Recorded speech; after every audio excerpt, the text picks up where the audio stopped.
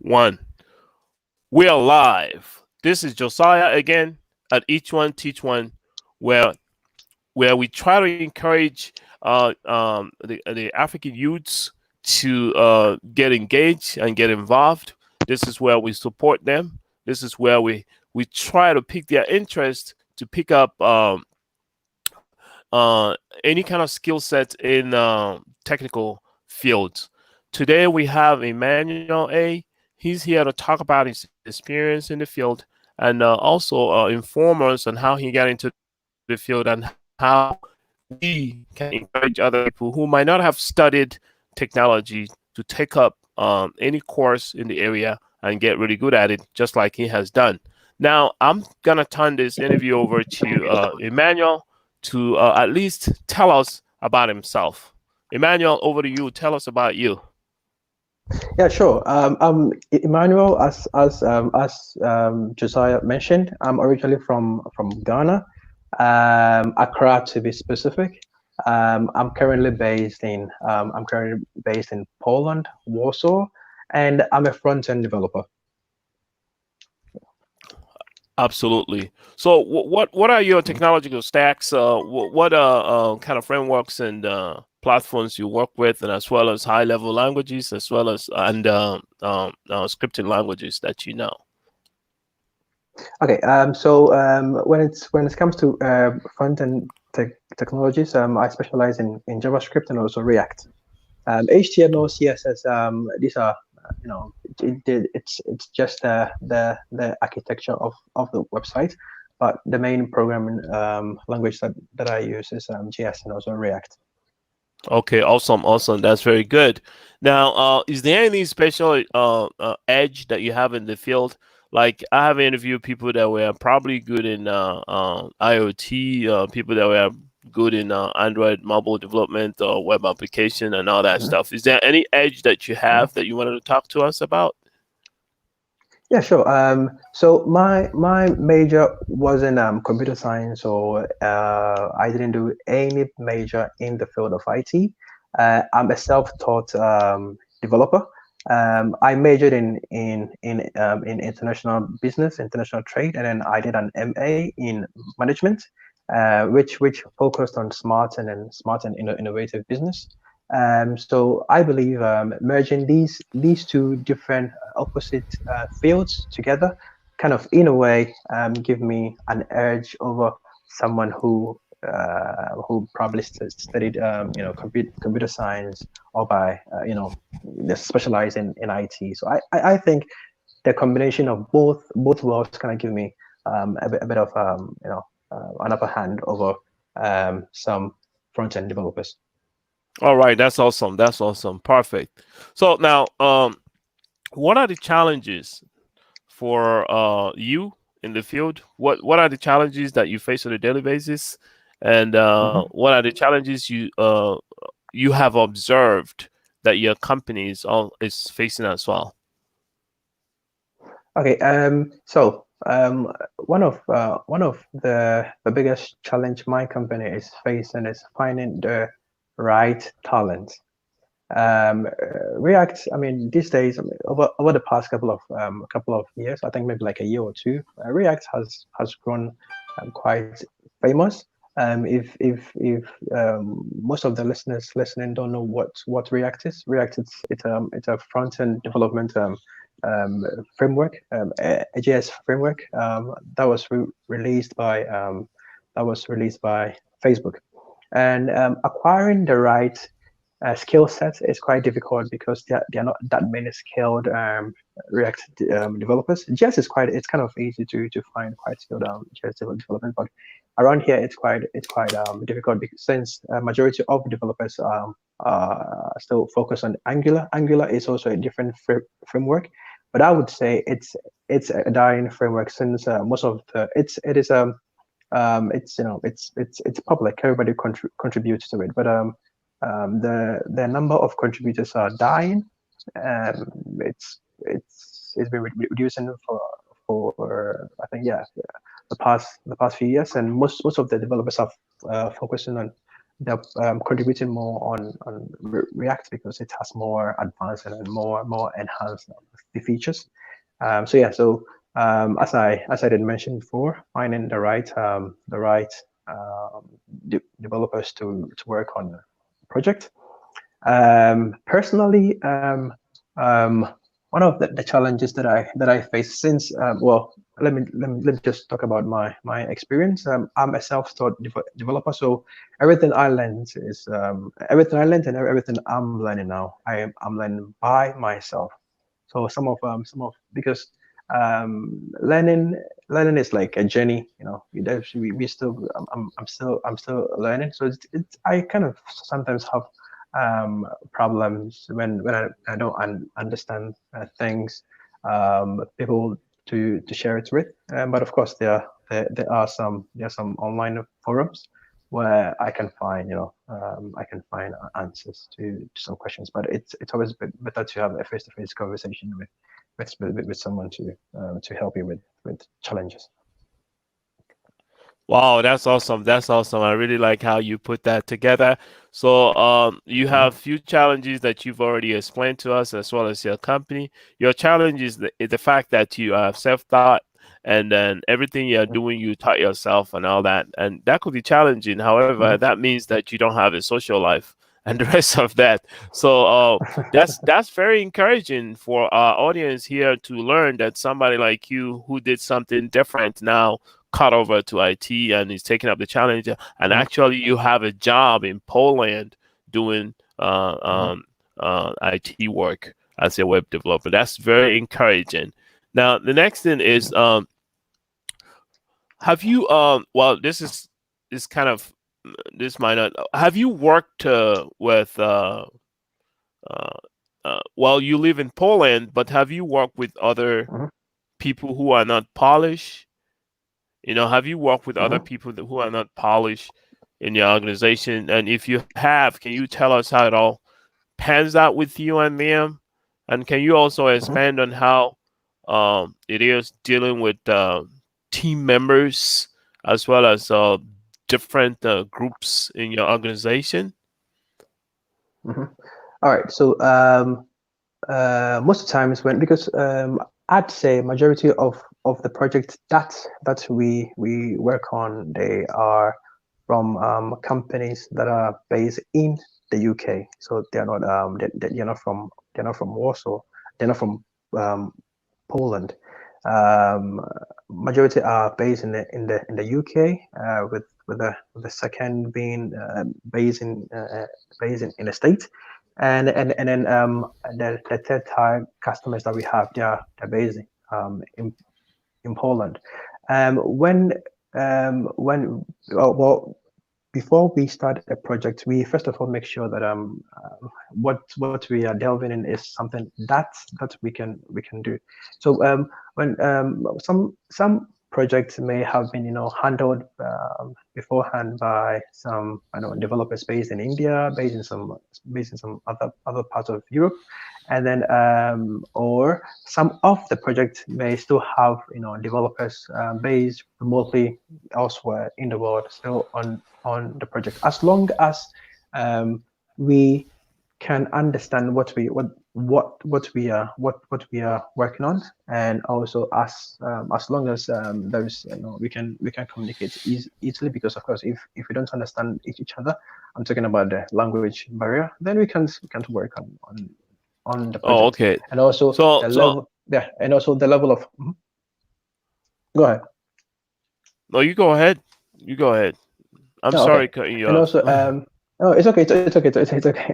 And also, the level of the developers that are working on the project, it's quite critical to us, because before you start a project, you have to plan everything out. You need to know when you have to deliver, and if we are going to have somebody working on our team that we think is going to hinder our progress, I think we mostly tell our clients that it's better if we replace this person with one of our developers than work with them. So these are some of the the check boxes that we have to check before we even jump on working on a project. All right, this is very good. This is very good. Um, Mhm, I was just gonna say a little bit, not much though. Here, the Indian, they always pop up when I have interviews. So I wanted to ask you, what's your experience with them? Did you do you always learn a lot from them, or what makes them so mhm. special, if at all? Okay, when it comes to developers from India, from my experience, I think we have two categories. We have developers who are very good, or developers who are very bad. So yeah, so there's from it is out of it is from my experience working with developers from India. So it's very hard to kind of pinpoint, like some Indian developers are good, or some, but there've been some pretty good, very experienced, extremely helpful developers from India, from Vietnam, from China, from Russia that we've worked together with on projects, and there've been others that are not, not that good. All right. What's the experience with the ones from China, the developers from China? Mhm.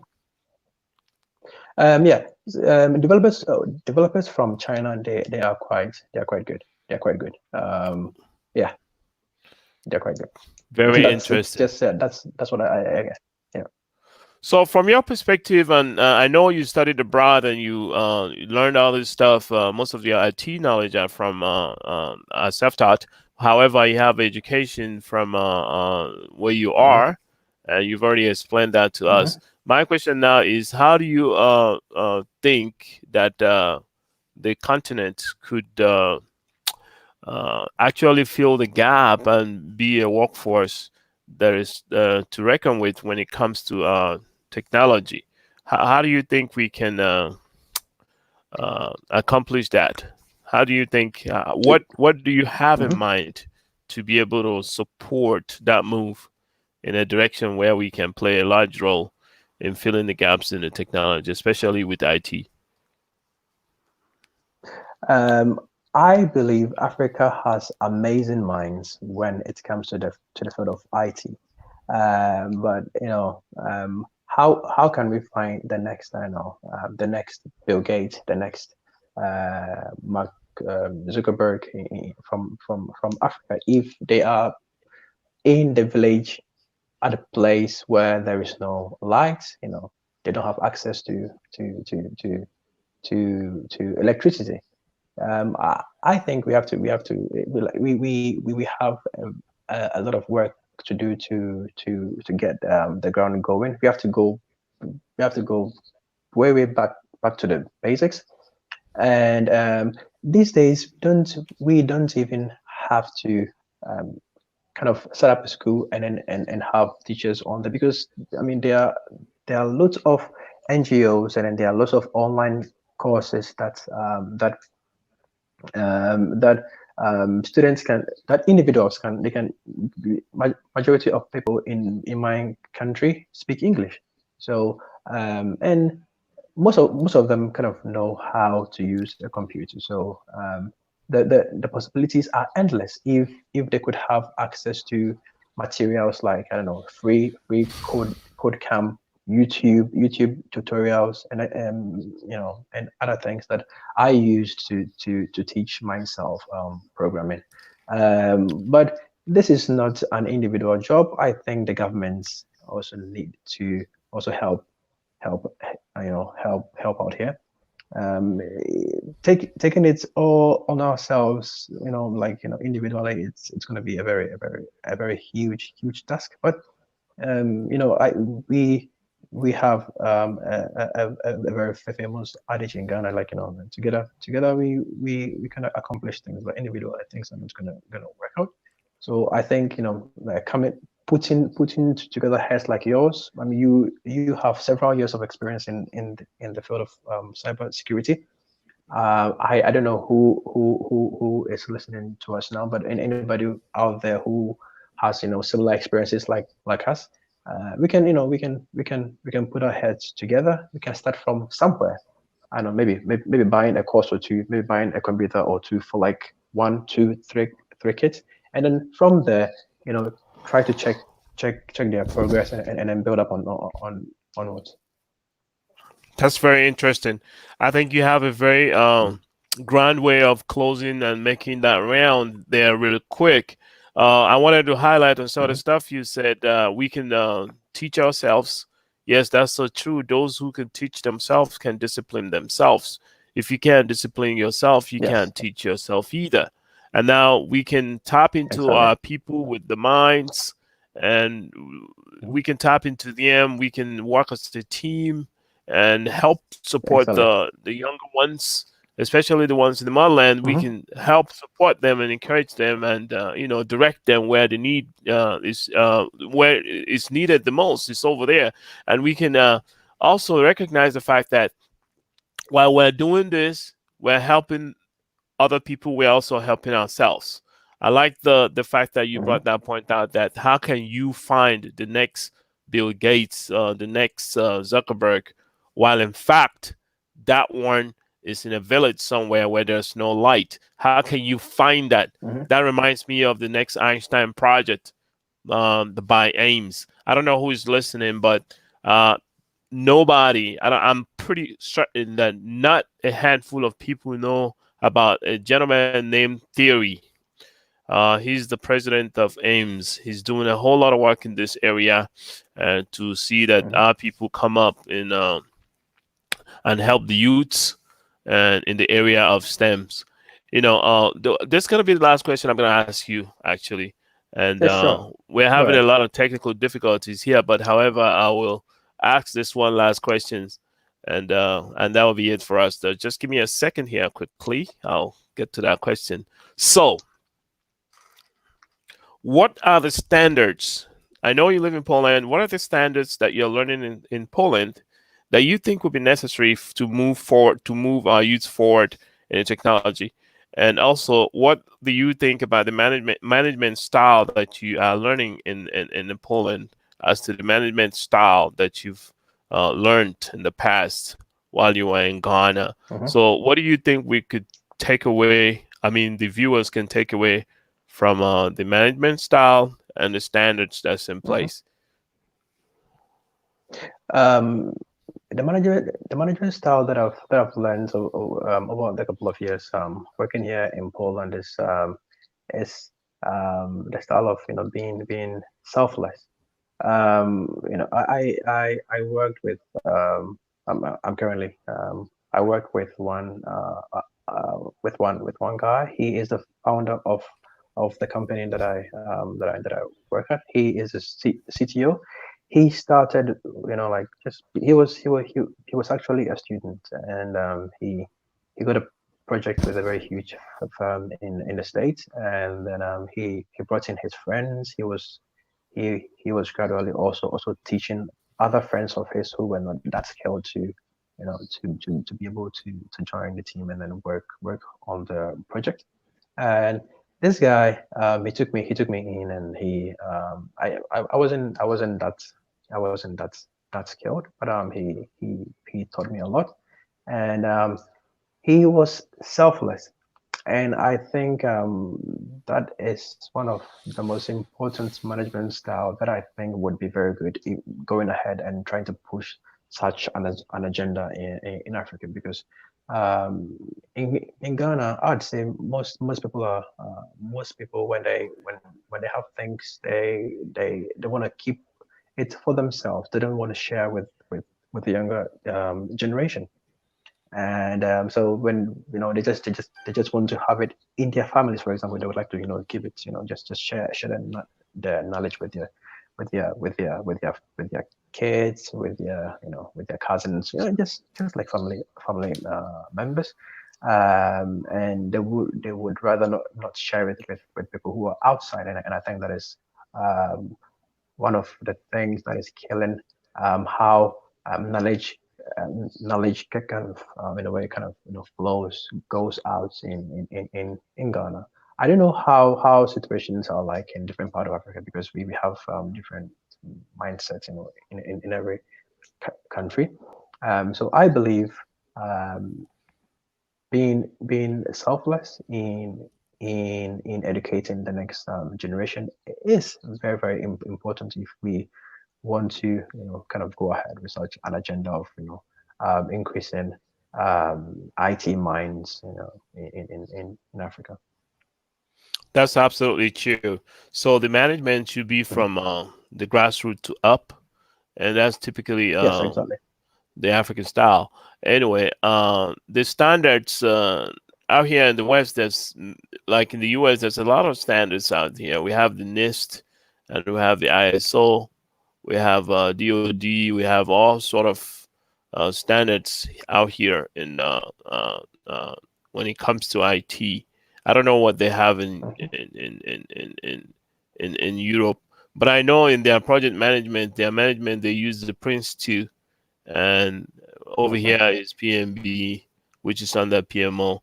So all this stuff is what we have to look into to see how we can be abreast with what's going on out there, and at the same time Exactly. pushing and having that indigenous content in what we do to help those who need the help the most. These are the youths, and we have to push so hard to help them. Most of them, when they finish school back in the continent, they don't have a job, and like you said, there's an opportunity for one to teach himself or herself. There's Google, there's Udemy, Mhm. Coursera, there's all that. And those who don't have the money, we should support them and gain them the ticket or Exactly. keeping of opportunity to go study in various areas. You can Mhm. study as a web cloud practitioner. You can study for as a web developer. You can study it to be a full Mhm. stack or front end person, back end person. You can study to do so much. You can study to learn Java programming, maybe scripting, Exactly. JavaScript, Yeah. and all that. There's a lot of opportunities, like you explained to us, and all these avenues. The possibilities are limitless. Yeah. They, exactly, they are limitless. All these, I don't know. For those who are listening, take note of this. If there's any link URL that anybody knows that will be helpful, send it to me, and you can always go to the channel and post whatever you like. I'll get them and I'll shoot it back out to the people. And for the closing, Mhm. I will say it's been a swell having you here, Emmanuel and Marco, Of course. Yeah. to Of spend the course. little time that you have with us. We really encourage the passion that you have in your voice, pushing out the information for everybody to get.